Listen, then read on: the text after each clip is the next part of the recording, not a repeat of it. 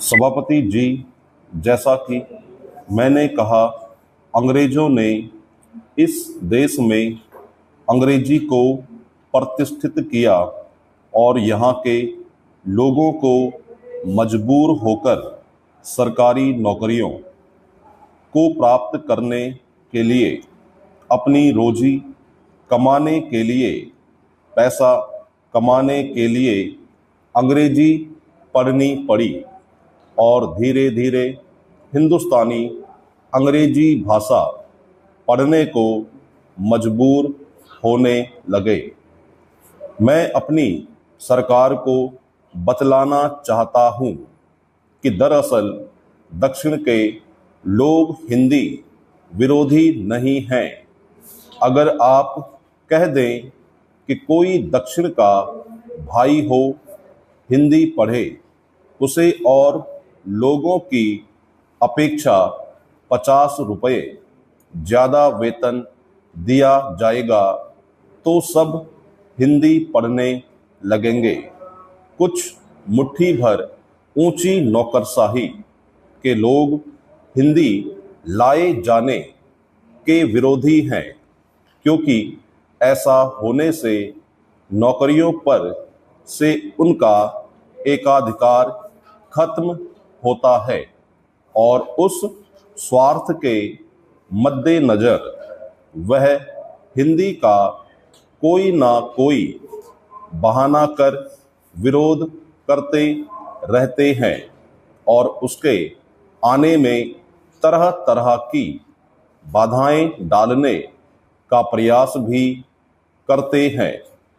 उनके इसी कुचक्र का फल है कि हिंदी को आज तक उसका उपयुक्त स्थान नहीं मिला। गांधी जी सन 1917 में मेरे जिले में गए थे। गांधी जी ने गुजराती में अपना भाषण नहीं किया, बल्कि गांधी जी ने हिंदुस्तानी में भाषण किया।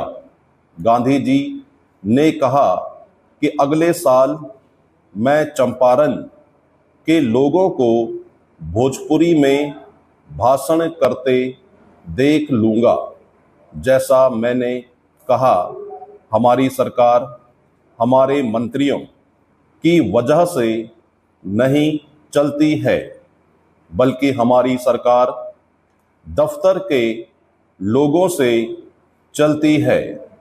यह तो दफ्तरों में जो नौकरशाह लोग बैठे हुए हैं, उनसे हमारी सरकार चलती है।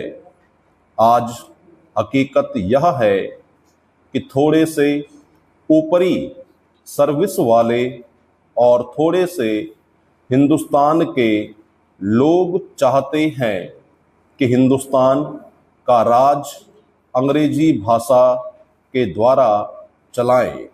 सब जानते हैं कि चीन में सारा काम काज चीनी भाषा में चलता है।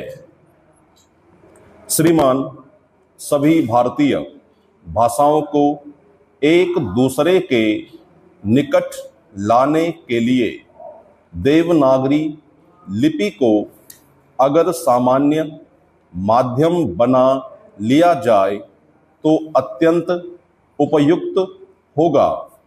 इसके साथ ही साथ अभी कुछ दिन पूर्व जब राष्ट्रीय एकता सम्मेलन हुआ था, तो उसमें भी जब यह प्रश्न उपस्थित हुआ कि उत्तर भारत के व्यक्तियों को दक्षिण भारत की एक या दो भाषाएं अवश्य सीखनी चाहिए, तो सौभाग्य से मैं वहाँ उपस्थित था और उस समय भी मैंने इस प्रश्न को उठाया था कि क्या यह आवश्यक नहीं होगा जब किसी दूसरी भाषा को सीखा जाए तो लिपि की दीवार बीच में कायम रखी जाए।